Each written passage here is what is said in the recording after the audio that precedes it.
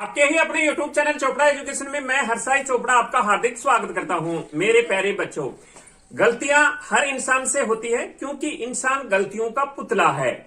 अगर आपने भी एप्लीकेशन फॉर्म फिल करते समय कोई गलती कर दी है या फिर आपके डॉक्यूमेंट्स में कोई मिस्टेक है तो आपको जरा भी टेंशन लेने की आवश्यकता नहीं है। मैं इस वीडियो में आपको बताऊंगा कि आपको क्या करना है, इसका क्या समाधान है। आपको एडमिशन के टाइम में कोई किसी प्रकार की प्रॉब्लम नहीं आएगी। तो वीडियो शुरू करने से पहले बता दूं कि अगर आप काउंसलिंग के बारे में जानकारी लेना चाहते हैं तो हमारी बुक डाउनलोड कर सकते हैं। इस वीडियो के डिस्क्रिप्शन बॉक्स में लिंक है या फिर हमारी वेबसाइट www.chopraeducation.in से डाउनलोड कर सकते हैं। इसमें मैंने seat matrix, fees, choice list, cut off, इसके बाद में सर्विस बॉन्ड के बारे में जानकारी, डॉक्यूमेंट्स क्या चाहिए, हर एक स्टेट का काउंसलिंग प्रोसीजर क्या है, ये all India state, Ayush, veterinary, MBBS, BDS, BSc nursing सभी कोर्स के लिए बुक अवेलेबल है। तो आप इसको डाउनलोड कर सकते हैं। जैसे ही डाउनलोड करेंगे हम आपसे संपर्क कर लेंगे। आप हमारी पेड सर्विस भी ले सकते हैं। अब बात करते हैं हम काउंसलिंग के बारे में। तो इसमें जो गलतियां होती हैं वो दो प्रकार की गलती होती है, या तो आपके डॉक्यूमेंट्स में गलती है या तो आपके डॉक्यूमेंट्स में मिस्टेक्स हैं। अब डॉक्यूमेंट्स में मिस्टेक्स क्या क्या हो सकती हैं, जैसे हम जो भी डिटेल फिल करते हैं एप्लीकेशन फॉर्म में वो 10th की मार्कशीट के अकॉर्डिंग करते हैं। 10th की मार्कशीट के अकॉर्डिंग करते हैं। तो मान लो आपकी 10th की मार्कशीट में आपके नेम में मान लो राकेश है, ये इस प्रकार का नाम लिखा गया है, लेकिन जो आपकी 12th की मार्कशीट है उसमें नाम राकेश की जगह या तो ए छूट गया है या ए की जगह ए लिखा गया है। तो इस प्रकार से भी हो सकता है। फादर के नेम में भी आपकी डॉक्यूमेंट्स में मिस्टेक हो सकती है। जैसे फादर नेम 10th की मार्कशीट में स्पेलिंग मिस्टेक हो सकती है, जैसे MOHAN की जगह MA लिखा गया है। 12th की मार्कशीट में स्कूल की तरफ से कोई मिस्टेक हो गई है, या फिर सरनेम में कोई मिस्टेक हो गई है। आपके सरनेम की स्पेलिंग कुछ और है, आपके फादर मदर के सरनेम की स्पेलिंग कुछ और है, या फिर यहां पर और भी मिस्टेक हो सकती है। फादर मदर के नेम में सरनेम के अलावा स्पेलिंग मिस्टेक हो सकती है। तो ये डॉक्यूमेंट्स में आपके किसी भी प्रकार की प्रॉब्लम हो सकती है। जैसे 10th की मार्कशीट में कुछ स्पेलिंग मिस्टेक है तो वो 12th की मार्कशीट में सही है या 10th के हिसाब से ये है। तो इस प्रकार से या तो आपके डॉक्यूमेंट्स में मिस्टेक हो सकती है। दूसरी हमारी पॉसिबिलिटी ये बनती है कि डॉक्यूमेंट्स तो सही हैं, डॉक्यूमेंट्स करेक्ट हैं, लेकिन जो आपने एप्लीकेशन फॉर्म फिल किया है, नीट का जो एप्लीकेशन फॉर्म फिल किया है उसमें मिस्टेक हो गई है। जैसे कि मान लो 10th की मार्कशीट में आपका नाम रेखा है, ऐसा लिखा है। 10th की मार्कशीट में आपने एप्लीकेशन फॉर्म फिल करते समय REKA कर दिया है, H मिस कर दिया है, या कोई भी किसी भी प्रकार की स्पेलिंग मिस्टेक कर दी है।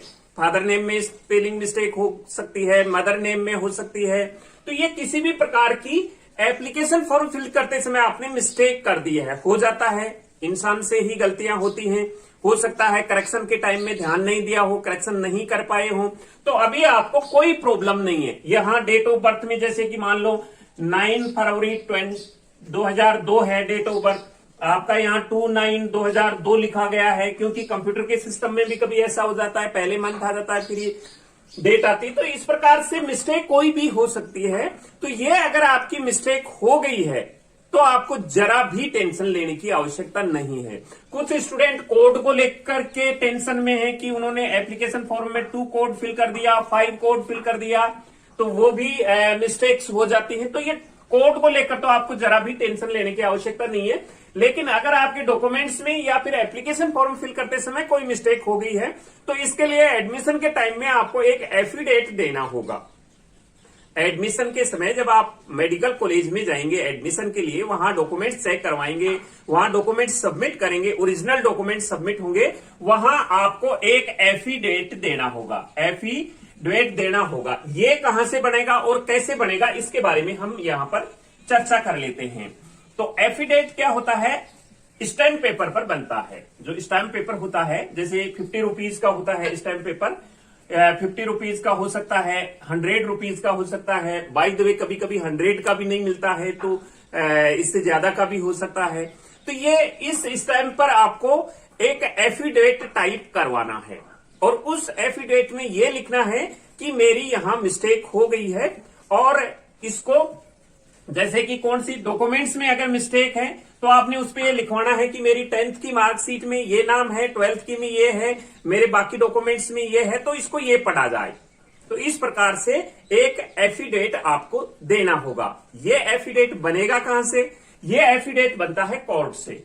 आपको सिंपली कोर्ट में जाना है। कोर्ट में जाने के बाद में वहां आपको एडवोकेट्स मिलेंगे। किसी भी एडवोकेट के पास, जो नोटरी पब्लिक है उसके पास में जाकर के आपको ये बताना है कि मेरे को एक एफिडेविट बनाना है, नोटरी करवानी है उसकी, और मेरे डॉक्यूमेंट्स में मिस्टेक हो गई है।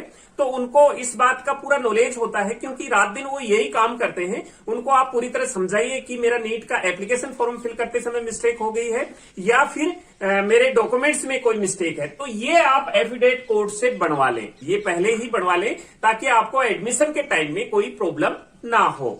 ये सिंपल सा प्रोसेस है, इसमें आपको ज्यादा कुछ नहीं करना पड़ेगा। सीधा कोर्ट जाना है, एडवोकेट से अपनी सारी प्रॉब्लम बतानी है, और उसके बाद में एफिडेविट तैयार करना है। वो 100 रुपए के स्टाम्प पर वो एफिडेविट टाइप करके नोटरी पब्लिक का स्टैम्प लगा देगा, उसकी नोटरी कर देगा। तो फिर उसके बाद आपको किसी भी प्रकार की कोई प्रॉब्लम नहीं आएगी। ये डीजीएचएस ने अपने पूरे इंफॉर्मेशन बुलेटिन में इस बात का जिक्र कर रखा है कि अगर किसी स्टूडेंट को इस प्रकार की प्रॉब्लम आती है तो वो एफिडेविट दे सकते हैं। तो किसी भी प्रकार की कोई आपको प्रॉब्लम नहीं आएगी इसमें।